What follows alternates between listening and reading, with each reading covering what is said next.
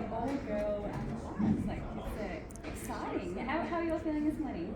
Good? Pumped up? Yeah. No, it's really an honour to be here because, back in the day I was actually a teacher as well.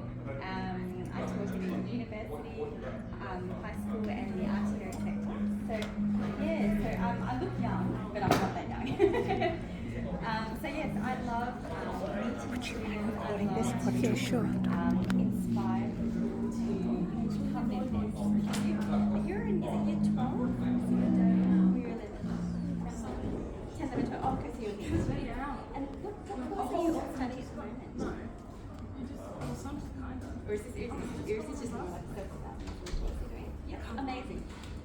So it's really good, at a young age to start thinking about what's going to make you happy in life, what's going to excite you, what's going to drive that passion.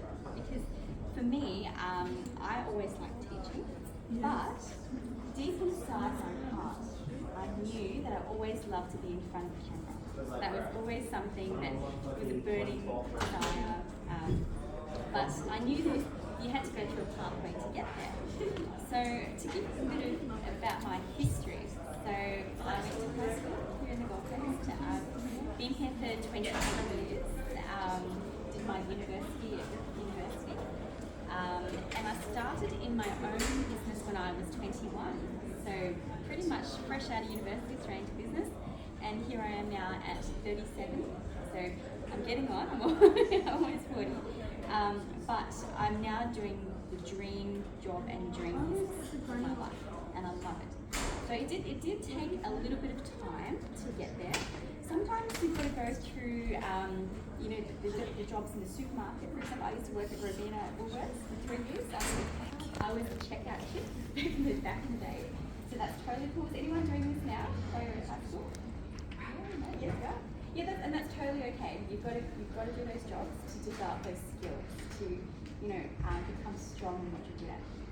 So yes, I've had my education here, started young here, and now doing diversity models modelling agency. Now, kind of funny how the agency actually started. So, over the last, I'd say about, since I turned 30, I just made a huge decision to follow what makes me happy and to follow my dreams.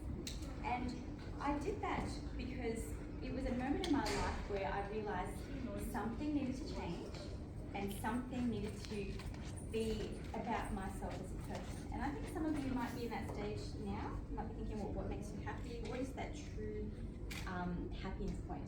So when I was 30, I decided to enter an international beauty pageant. And it was kind of funny because you can see right now, I'm very short, I'm curvy, I'm very multicultural, and I'm not the typical kind of model you'll see, right? And I decided to enter an international pageant and go against all the other models in the pageant who were tall, very skinny, blonde, and all professional models.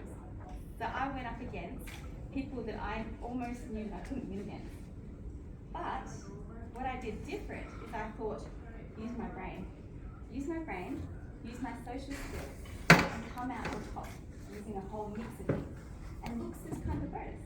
And so I went to the pageant, and it was called Miss Power Woman, and it was for a reality TV show as well. So I went to America to compete for 1 week. The cameras followed me everywhere in the experience of what it was like to be a international beauty pageant entrant. So I was up against 30 other women from all around the world. They all came together, and we competed together to, do the catwalk, do the bikini contest. That's another thing too. I never used to wear bikinis, right? I was scared to wear bikinis. So going into that pageant, I had to challenge myself mentally and say, I can do this. I can go against something that I've never done before, even though I'm curvy, because I was curvy, I can tell you I was curvy. But I did it because I knew if I can challenge myself and do something that makes me grow as a person, I could possibly win. And I actually got runner-up in the competition, so that's second place. So that's not too bad for someone who had literally no modelling experience.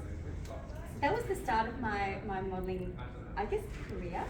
And up from 30 up until actually about May 2022. I was modelling more so as a hobby on the side because, you know, it's pretty normal for most young women to have a real job and then they have their real passion on the side. So modelling for me was my passion on the side. So in that, before I actually became a full-fledged model, I was actually teaching and I was teaching for 13 years of my career. But modelling kept me sane because, you know, as Miss Time might say, teaching is challenging sometimes. It can be high stress. So modelling was my outlet to relax my mind, to calm down, but to still stay focused on my serious work, right? And I loved teaching. It was something that made me happy. But I modelled for the fun of it, not for the money, but for the fun of it, for the passion.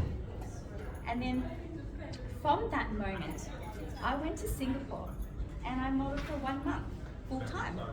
I actually turned it into a little job. And I came back to Australia and everyone was asking me, do you own a modelling agency? Because you're in everything. You're in banking, finance, corporate, fashion, you're being seen everywhere. Do you own an agency?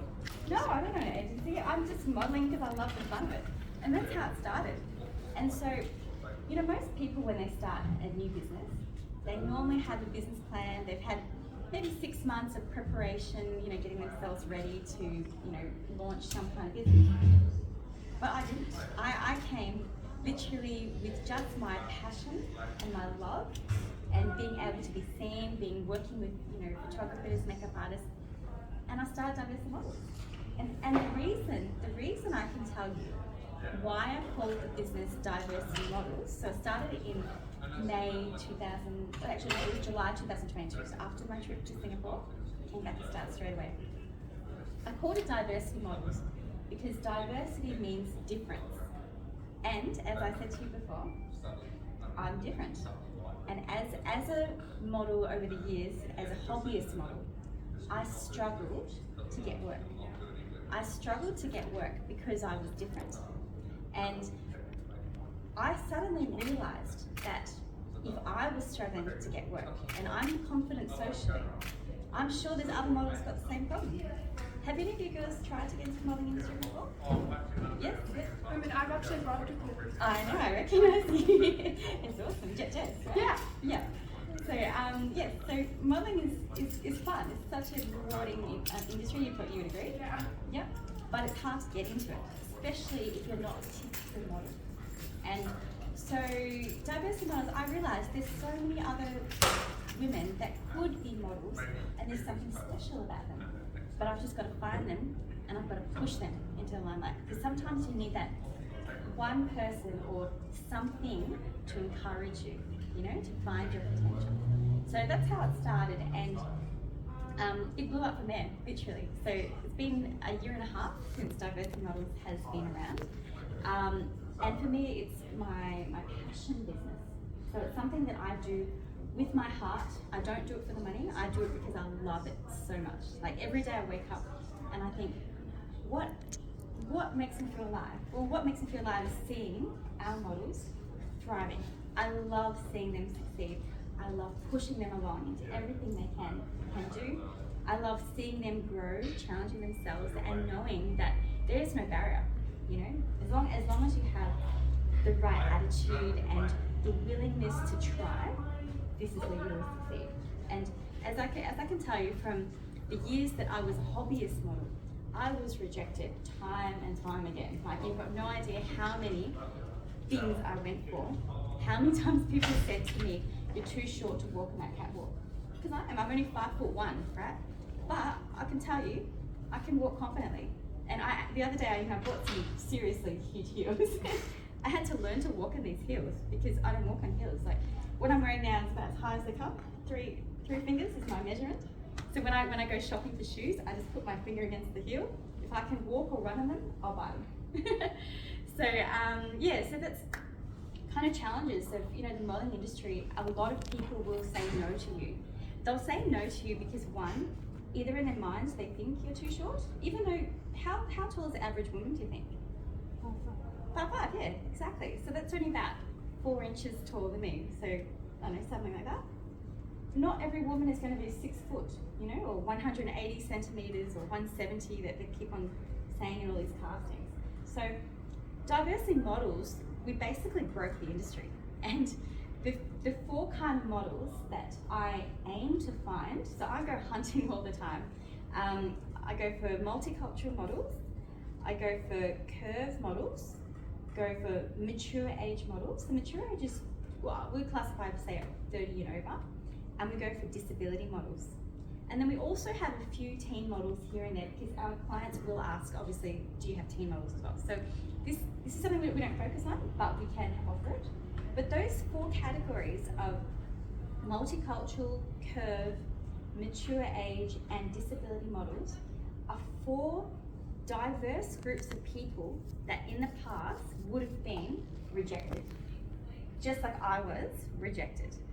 But if you are really passionate about getting to modelling, you will develop the thickest skin you could ever imagine. I tell you what, like I dress like a lady. As you can see, I'm in a dress, high heels, makeup, hair. I've got the full works burger on, but you have to develop that mental strength to overcome, you know, the rejection, because it happens. It happens. You never take it personally. Is one thing I've learned in life when people say no, because in their minds they have something that they want, and if you don't match it, that's okay, because you will find the right sort of people to work with. People will appreciate you. They'll appreciate you for your personality. They'll appreciate you for your passion. They may appreciate for your looks if you've got the correct look that's on their briefs. But those 4 categories of multicultural, curve, mature age, and disabilities were never ever recognised in Australia. Like, if you look a few years ago, you never would have seen an Asian model, for example, on the front of Sports Girl, for example, or on TV. You would never have seen an African face, for example. Curvy women were considered overweight, right? This is the thing. So my agency has deliberately come in now, and we encourage women of all different shapes, sizes, and age to work with us. And the agency not only does modelling, we also do media. So what we do is we actually deliberately put the models that come with us into opportunities that they can be seen. Because to become a successful model, you have to build your profile, you know. And for me, my first touch of getting into the modelling industry was that international beauty pageant that I entered. So that gave me an opportunity to be on TV in America, and it went like fire. So when I went to America, I was walking around with my sash, and everyone came to me with like cameras because they wanted to be seen. So that was a bit of media attention that I got at that time, and so I've implemented that into diversity models.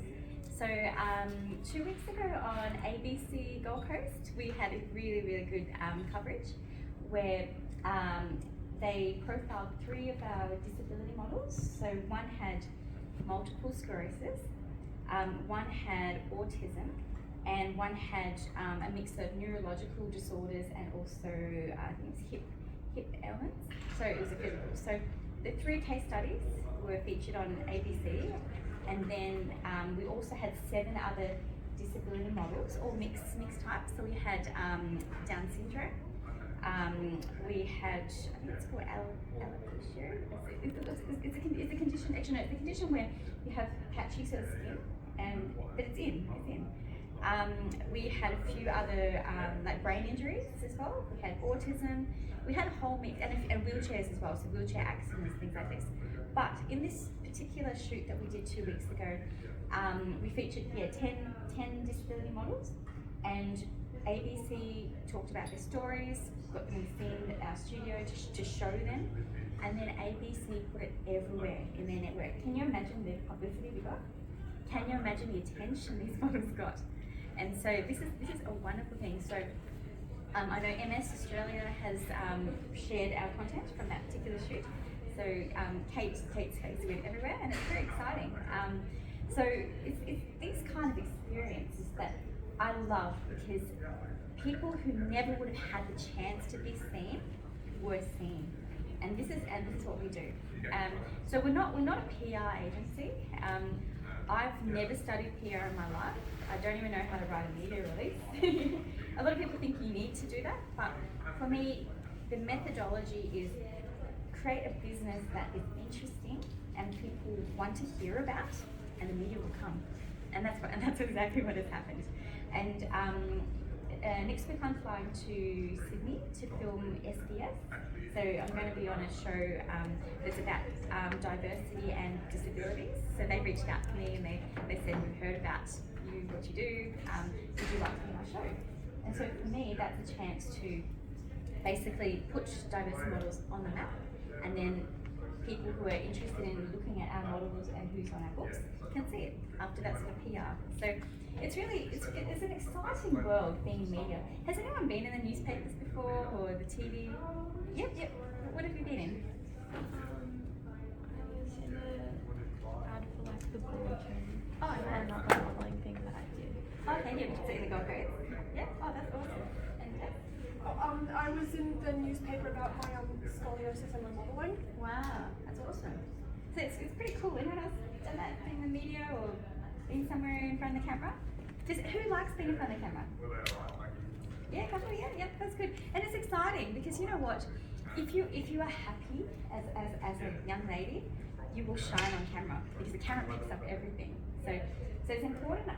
You know, as a lesson I've learned in my career is to be happy inside first, and the rest will show on the outside. So that's why, you know, I always say to my models, enjoy your food. You know, enjoy what you love. Don't worry about diets. Not necessary.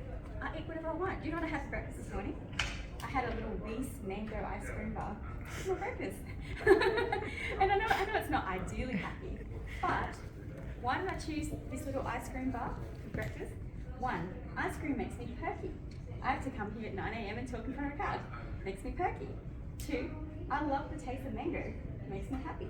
And 3, I love ice cream. So, you know, it's unconventional and it's only small size, but I still did something that made me happy. And I don't eat this every day, but I do it when I feel the need to just be happy in that moment and to energize myself. So you know, eat what you want, enjoy your food, eat in moderation, I have to say. Because our models, I say to them, do not starve yourselves, do not do that. Do not deny yourselves, do not put yourselves through stress.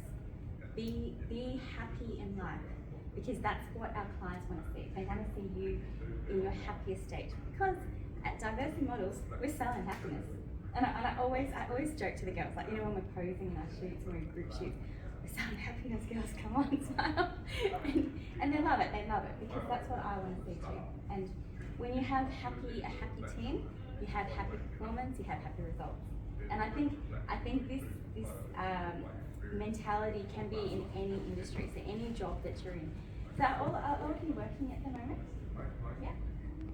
Do you enjoy your job? Yeah? A little bit? Yeah. Have you got a good boss? Some of you? Yeah. That's another important thing in your careers too, is to find people that are supportive of you, especially if they become your leaders. So look for managers that, you know, want you to grow, want you to succeed, that you can talk to, you know, openly. Because I think it's really important, because leadership comes from the top and it trickles down. And if you want to be a good leader, you have to find leaders that you can grow with together. So for me, in the modeling industry, I really love the disability sector because of the people I'm meeting now. So, you know, quite frequently I go to business events, I go to network events. I'm probably out, I'd say maybe 6 to 8 times a week, going to that many events maybe, as a minimum. And I always look to meet founders of companies or the managers of companies, but I look to find people who are really positive, because you will become positive, you know. They say, you know, you become the average of your 5 closest friends, you know. And so disability sector is a very rewarding industry because it's a care industry, it's a compassion industry. It's also, you know, when I was in teaching, I loved teaching because I loved being around the teachers, especially in the RTO sector. They're very practical people, so I grew with them. It's a care helping industry. So, you know, when you do have your careers, think about, you know, what sort of people do you want to be surrounded by, and focus on that, because you will become like them completely. So I'll give you an example of a decision I made early in my career. I originally thought I was going to be a lawyer, and actually my first stint of education in university was studying law. And I was studying to become a lawyer. I was studying to become, that barrister that argues in court and shuts everyone down, sends people to jail. That's what I thought I was going to be. But can you imagine me doing that? Like, honestly? I'd be like, what's her name? Elle from Legally Blonde, but I'm more like legally diverse. I got that good girl look. But I realised, after 6 months of studying law, I didn't really want to be around lawyers. They're very serious, too serious. Can't crack a smile. Too busy fighting each other. So I dumped my law degree. I'm being honest. I dumped my law degree. I changed to psychology and marketing. Marketing was too easy for me, so I ditched that. Kept psychology, and then I put HR, which is human resources, and I studied that. And I realised I liked the people side of HR, but I hated statistics. And I don't know if you girls are studying statistics at all, but that's a nightmare. That's a nightmare for someone like me that hates numbers. So I actually changed 4 times in my degree before I found a final degree to graduate on, and it was human resources and industrial relations. So I came back to a little bit of law, but it was more the people side. And I realised that my career would be all about people. So I've had a few businesses over the years where it's always about people. So I do, besides diversity models, I do have a recruitment agency still. I've had it for 13 years, and we specialise in writing resumes, and we specialise in like healthcare and NDIS participants. So again, it's about the care industries, which I really love.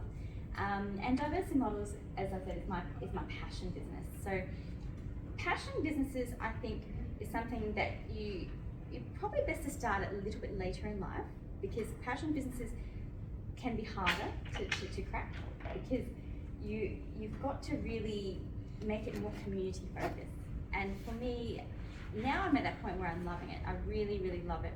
But I've had to build a community of followers and people to see the value of diverse models, because, as I said, breaking into the modelling industry is hard. It's not everyone will see you as a model. I mean, I got rejected, and I'm going to tell you this now. I got rejected just recently to be walking for the Toowoomba Fashion Festival, which is on, I think next weekend. I know why I got rejected, because I brought something different to the market. And the founders of this particular thing, I think, see me as a threat, because I am who I am. I'm a strong businesswoman. I love the modelling industry. And I said to my models, because I auditioned with my models. So we all did the walks together. I said to my models and said, I bet you I'm not going to get chosen. Not because I can't catwalk, not because I haven't done many fashion shows, but because people sometimes get threatened if you are good at your business. And sure enough, I got rejected. But I said, don't worry, I've got lots of other things to do. and I support my models. The models that did get through, I'm happy for them. I love seeing what they're doing. But that's another thing too in your business life. Has anyone thought about starting their own business in the future? You have? What sort of business would you like to? Well, I don't really know, but I just know that I want to access knowledge. Yeah. And you kind of will know that, like somewhere in your heart, you'll know that you've got it in you. Anyone else? You're capable. Exactly. Anyone else got that little fire inside? Or tingling, you're thinking about it? Yeah? You are? Yeah. What's the business are you? Kind of same as her, just don't really have an idea, I do like the idea. Exactly. You do, I just don't know what to. Exactly. And never let go of that. Like keep that inside, because I knew when I was in high school, I was different. I knew it. And it was funny, because I spent a lot of my high school time on my own, but I was able to develop my confidence individually. So I didn't need lots of friends. I had to just be confident in myself, because I knew one day that fire that's in you is going to come out, and it's going to come out for a good reason. And that's what happens. And in business, as you grow, and even in your careers too, as you grow, people are going to reject you for a few reasons, and I'll tell you why. one, they see you as a threat. And they shouldn't. They shouldn't see you as a threat. If someone is successful and if they're happy inside, they should see the abundance and the ability to work together and to support each other. But if they don't have that mentality and don't have that confidence, they're going to reject you. So you just step back and say, okay, I will find some other people that support me and can grow me. And you just keep that positive mentality. So has anyone in here been rejected before? Yeah? Yes. And how did you bounce back? I think I had to keep going. So I just went, look, just keep going. Yeah. Tomorrow's a new day. So I just had to get up and because I was living by myself and I had to rely on myself, I think that's what motivates you to keep going. Exactly. Yeah. Exactly. Push yourself, girls. Because you come from a drama background. Drama, yes, yep. So you would have gone to lots of castings. I did, So I lived overseas for quite a long time, and then did a lot of like film auditions and was like rejected a lot. Constantly, right? Like 95% of the time.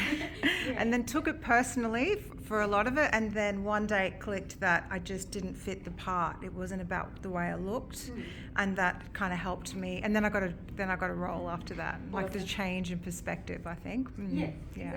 That's an amazing example. Because drama and acting, this is a tough gig too. It's just like modelling. You get rejected that many times. Actually, talking about rejected, I remember I auditioned for a TV commercial, and I knew I'm going to get rejected. Like I sat there having to pretend I was driving a car to a carnival and listening to Brazilian music, and I was acting it out. I'm not an actor, I can tell you that. I'm no actor. And I was in the room of 20 other girls. They all look the same as me because they were looking for a Latino looking role. But I knew I'm not going to get it because I knew I didn't have what it took to do it. But it's okay. But I still tried. I still walked in that room, balls in. I tried. And it's very much like this in the modelling industry, that you know what you're capable of, and you always should do it, but people will reject you all the time. So never take it to heart. Don't worry about trying, because tomorrow's another day, And in business it happens all the time. Like, I always pitch for projects all the time. Get rejected. But do I look sad? No, nothing at all. You develop that thick skin I was telling you about.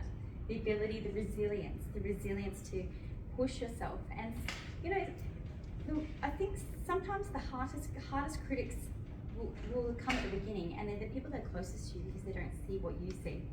But if you can just keep on going along, keep being positive no matter what is said to you, it's okay.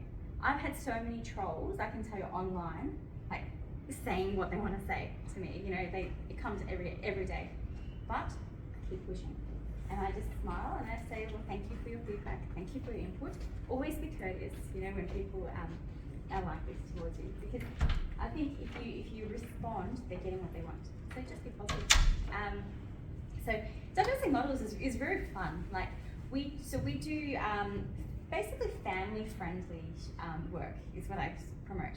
So we do lifestyle shoots, we do fashion shoots, we do healthcare shoots, we do property, real estate, all the kind of sort of projects that you would imagine a family would be involved in. So our models, we have from 3 years old up to 75 is our oldest one.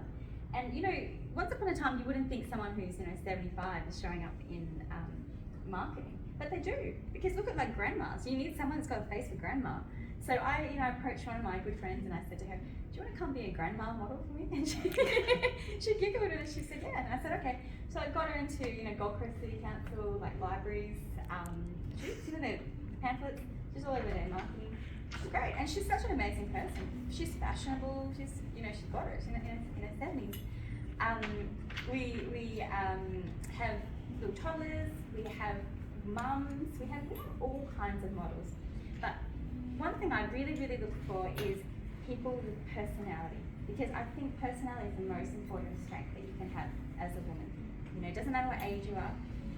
If you can deal with people, if you can be likable, if you can encourage and support people, this is stronger than your physical looks, honestly. And I started diversity models on the Gold Coast. Now, You think about the Gold Coast. What's here? Botox. Botox. It's everywhere. It's Botox heaven. I don't have any Botox. I refuse to. And when I'm recruiting, I say to them, I ask them a question: do you have Botox? Because I don't think you need to adjust yourself physically like that permanently to be successful as a model. You know, if you are naturally beautiful and you're naturally beautiful inside as well, it's going to come out, isn't it? People are going to see that on camera. You're going to smile, and that's what we want. We want people to be themselves and be comfortable in themselves. So, do all of you girls like modeling, or it's kind of exciting, yeah. And yeah, look for if you look for inspiration, look for models that are natural. You know, look for models that are comfortable in themselves, because these are going to be good examples for you. You know, to be a model, you don't need to be in bikinis all the time on Instagram. I can tell you that. In fact, a lot of these models don't even get paid. You know, that's the thing. They're showing their skin, and what for? What for? I mean, I've been in my own modeling for a company I used to own, which was for a women's shapewear brand, and that's about as close as you'll see to me in something a little bit revealing, not too revealing, but because of the product. The product is that the product sells itself. I got paid to do this kind of thing, but do things that are respectable if you're going to go into modeling, because this is your image, So diversity models, it's a real passion business of mine. It's amazing working with disability models, because they are, it's a cohort that no one else wants to touch. And actually, I should give a story too of how I actually got into the disability side of things, because originally, diversity models' motto was confidence, curves, culture. So I only initially thought that we'd be dealing with multicultural models, curve models, and mature age models. That was the initial plan. But how I got into disabilities, as maybe about 6 months ago, a photographer came to me, and they'd heard about the company, because diversity is diversity. Diversity is a hot word.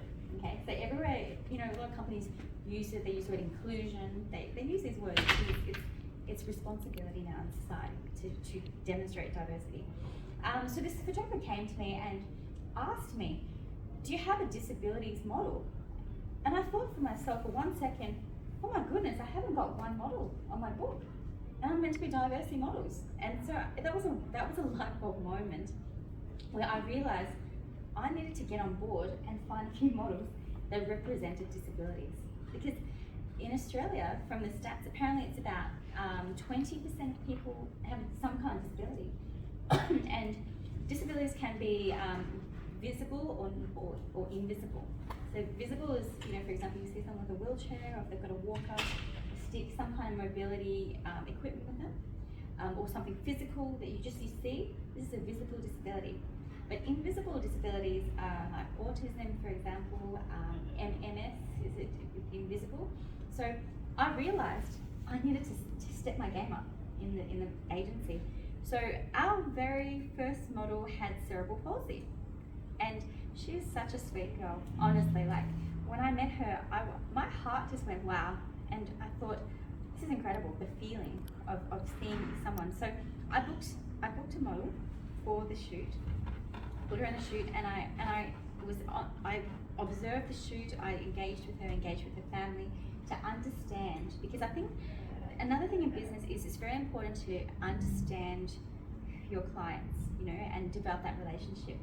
And from that experience, that was the start of the disability side of diversity models. So now we are Australia's first NDIS registered provider modelling agency. We crack the market, and that's a pretty huge thing to do. To also become a registered provider is a big process. You've got to get through compliance, government, the legal side, all the checks needed. So we just achieved this, and for me, it's a milestone because we now set the standard. And one thing I found is that all of the network in the disability sector came to me and they said to me, our clients that wanted to be models, no other agency wanted to accept them. Can you believe that? No one. they all went to agencies around Australia. Would you be able to take we call them participants, would you be able to take my participant because they really want to try modelling? All of them said no. Just like every modelling agency in Australia said no to me. Can you believe that? I applied to all the big agencies, all the small ones here in Gold Coast, in Brisbane. I went out and I emailed them my portfolios, my profiles, my statistics, everything, as a typical model for casting. Everybody said no to me as well. Can you imagine that? So can you imagine how many people have been rejected for all kinds of things? So I open up a can of worms with diversity models. And now I love our disability models because there is a need for it. You think about like healthcare providers, doctors, physiotherapists, lifestyle issues, you're all in education, you need representation, you know? Just like you need representation of older models, you need multicultural models, you need the faces of society, of real people, you know? So this is what we focus on. And, you know, if someone has an invisible disability, you may not know, but that is their strength. That's their strength. And for me, I can market that to our clients and say, look, if this is what you want to represent, here's a model. So that's if you're going to go into your own business one day, my advice is to find areas that are niche areas that you can actually focus on.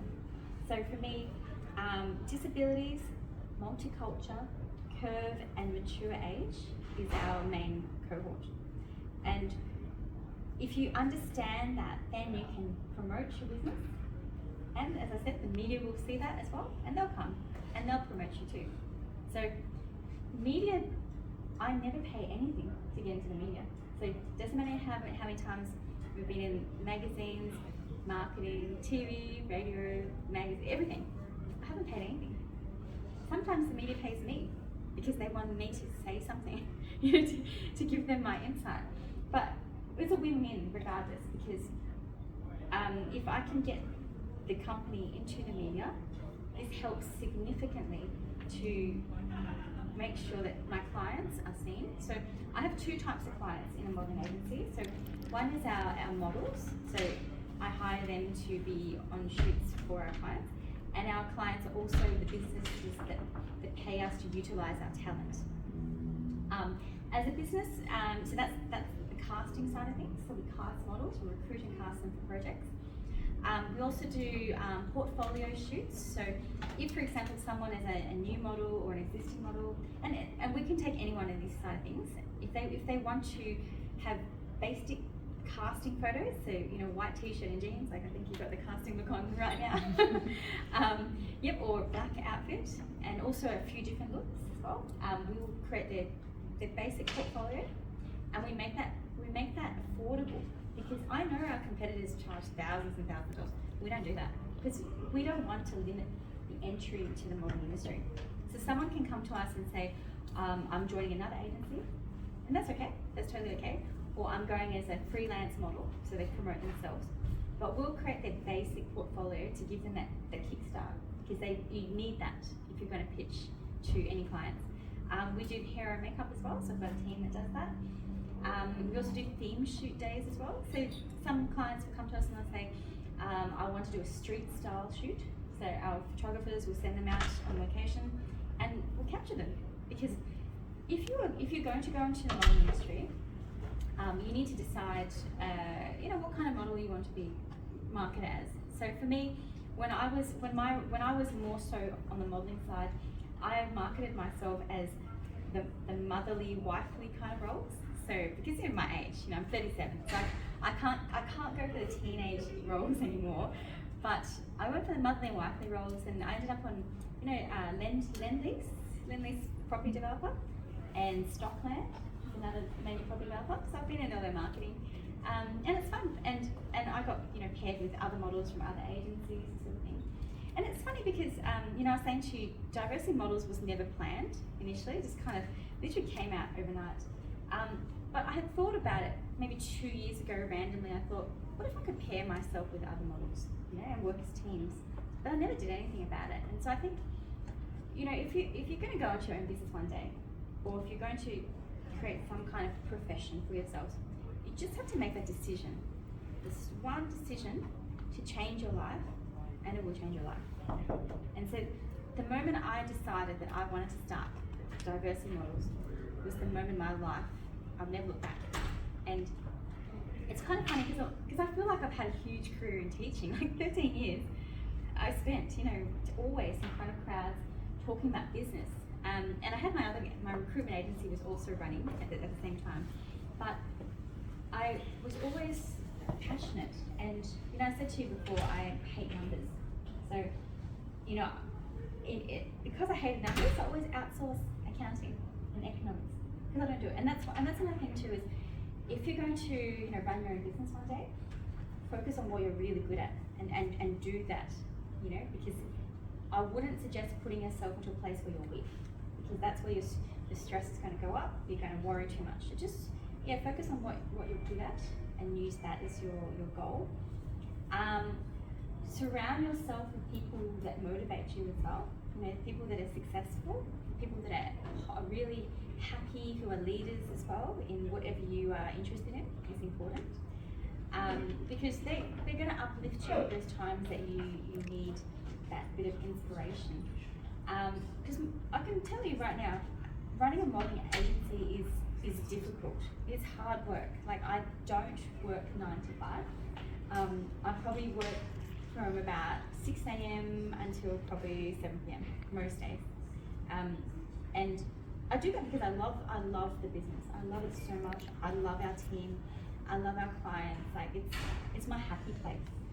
And you know, running your own business is like a roller coaster. Sometimes you can be really good, sometimes a bit quiet, but the ability to keep on seeing like the end goal and focusing on that point, no matter what, is what's going to make you succeed. And you know, I've entered an industry where it's very competitive, and I don't know if you girls had the same impression, but the modelling industry can be a little bit on the catty side. Have you thought about that? Yeah, you'll probably see this like yourself now. You're sitting seeing it as well. It's got that element, it's there, but as a model, you have to make sure that you don't succumb to that. And for me, running diversity models, I've created a culture where our models support each other, that we all help each other, we egg each other on. When there's rejection, we still help each other to support each other. So if I wasn't doing the elections next Saturday, I would have gone with my models to Toowoomba, and I would have been there filming the content for them and hanging out at an Airbnb, you know, egging them on. That would be my plan. But unfortunately, I'm in elections, but it's okay. But just always do things to help each other, because you win together. You know, this is better. And so I really love it. A lot of our models have their own businesses as well, so we all kind of refer business to each other, support each other. Just positivity is what is going to go a long way in your own business. And you know, I know some people, when they first found out I had diversity models, kind of shocked. You know, they're like, weren't you a teacher, or weren't you doing something else? Or, you know, people question you when you first go into business. But I said, no, I started this agency because I found there is an opportunity to promote people that haven't had a chance to be seen. You know, I got rejected. If I could have been a full-time model earlier in my life, I would have loved it. You know, it's fun, but I had to wait a little bit longer in life to develop my confidence in order to do it. So I started as a late model. So I started my career in modelling would have, the last 2 to 3 years when I really considered it was a really strong part of my life. But as I said, I was rejected by every single agency in Australia, constantly. And then there was one agency that did let me have a little bit of time, but even though I joined them, they didn't book me for gigs. They even then, I was still rejected. And I sat there and I thought, my goodness, why am I with this agency when I could actually start my own, and I could do a very good job of it, and I could last the test of time. So we've been around a year and a half now, and I'm happy. I'm really happy that we've done that. So so diversity models is breaking the barriers in every way possible. Another thing I want to talk about today is also leadership and what it takes to be a leader. So who here thinks that they could be a good leader? Yeah. What do you think could make a good leader? Communication, being able to speak out loud. Yes. And connect with people. Yes. And be just open-minded to conversation. I like what you just said, being open-minded to conversation. Because if you listen more, you can do more. Okay? Very good. Very good. Anyone else thinking about being a leader? Think they've got it inside of them somewhere? No? Well, I'll give you my guides on what I think can make a good leader. Okay. So you said communication, open mind, being honest as well. It's very, very important.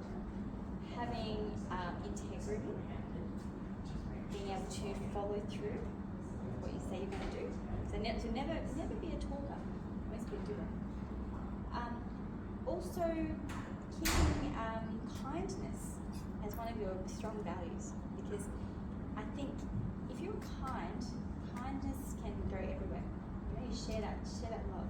And I know it sounds cliche, but you think about what leaders do you admire? So have you all got someone that you admire? A female leader? Who do you admire? Who do you admire as a woman? There's this girl who's in a band, and she's like the only female. She's very strong. Yep, she's strong. Find women that have strength. Yes. Who do you admire? For me, since I was little, I've always looked up to Marie Curie. She was the first woman in her prize and the first person to win two Nobel Prizes, so I think to have the motivational strength and stuff. That's awesome. Yep. Because you want to find women that stand out, you know, that have something about them, and you often find a trait in the women as well that aligns with you too.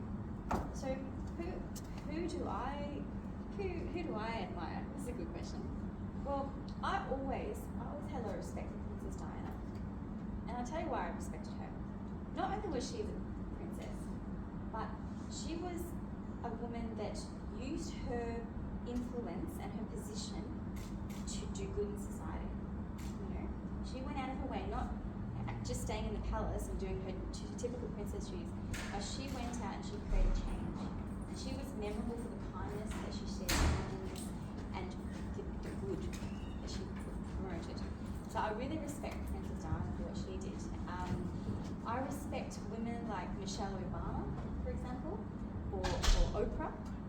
Women that's stepped out to be seen, went against odds, because sometimes you've got challenges in life that can hold you back. So you've got to be able to overcome them and then shine.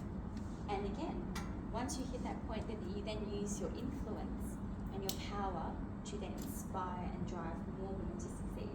So I think these sort of women is important to find in your life, because they will help you to create your pathway and how you think as well. Because you have to have, again, as a leader, an opportunity mindset as well, and an abundance mindset. Because if you're in a box, you can't grow, and if you can't grow, you can't help other people. So I think that's really important.